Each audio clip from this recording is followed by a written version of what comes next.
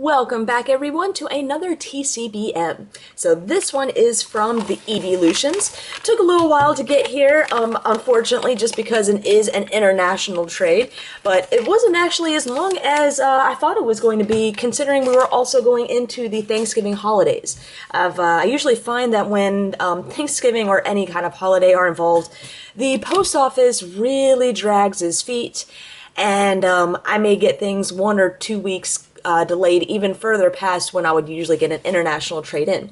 So I should at least be grateful that this trade didn't take months and months and months. I have had that happen in the past before. But the Eeveelutions not only traded cards, some fantastic cards for my collection, but also a lot of cards for my decks. So I'm going to start off with the deck cards first. We also have these really cool sleeves that have just like a border around the edge, but they're clear otherwise. I've seen them actually used more for players that like to double sleeve their cards. They'll put them in those, and then they'll put them in a sleeve with a solid back, so you have the double protection. Alright, so these are all deck cards: Buddy Buddy Rescue, Parallel City, Giovanni's Scheme.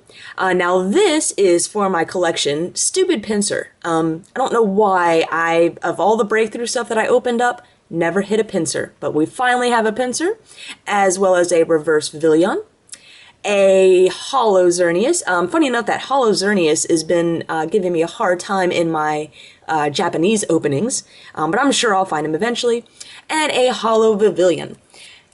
We have another sleeve with another bunch of deck cards: Mewtwo Spirit Link, Assault Vest, Bridget, another Assault Vest, another Buddy Buddy Rescue, Houndoom Spirit Link, and a Mewtwo Spirit Link.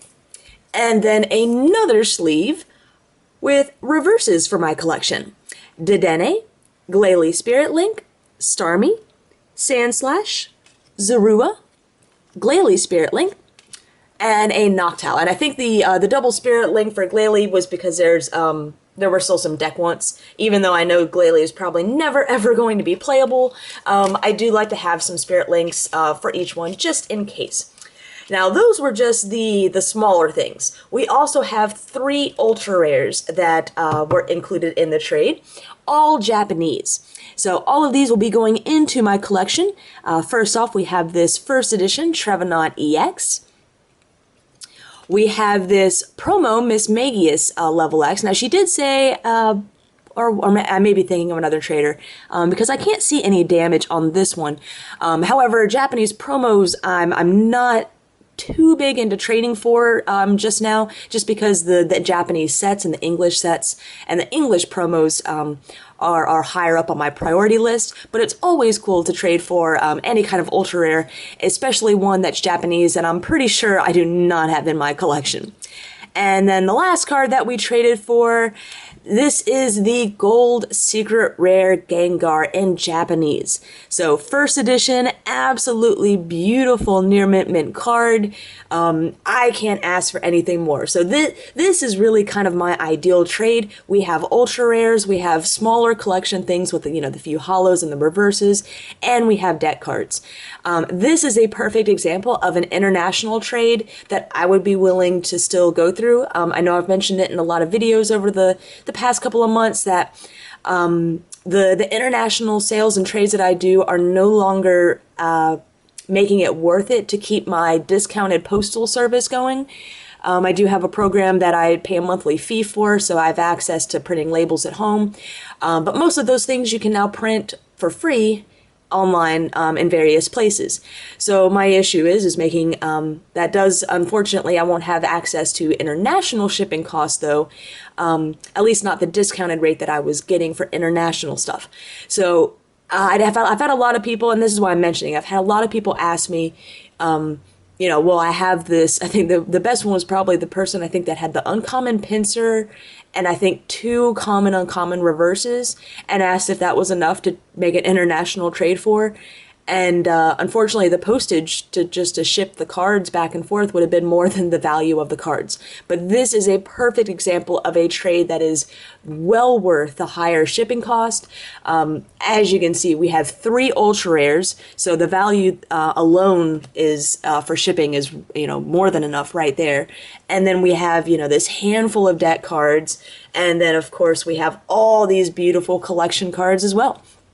So, Eeveelutions, this trade is a perfect example of trades that I would love to continue in the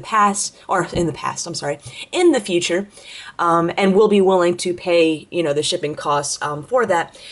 Smaller trades that only involve, like I said, a couple common, uncommon reverses and an uncommon pincer, unfortunately are not going to be worth the price tag of I believe it's $5 to $6 to ship my end of the trade, depending on how the weight fluctuates. So just wanted to kind of take this opportunity to let everyone know what the stance is on international trades. However, I'm probably going to keep it up through the rest of the year at least. Since I'm still as long as I keep having international traders consistently come, I'm going to keep the service going. But I think that's it for this trade. I still have a couple more trades, including an FCBM, to show off for this week, although we might actually get into next week with the stack that I have.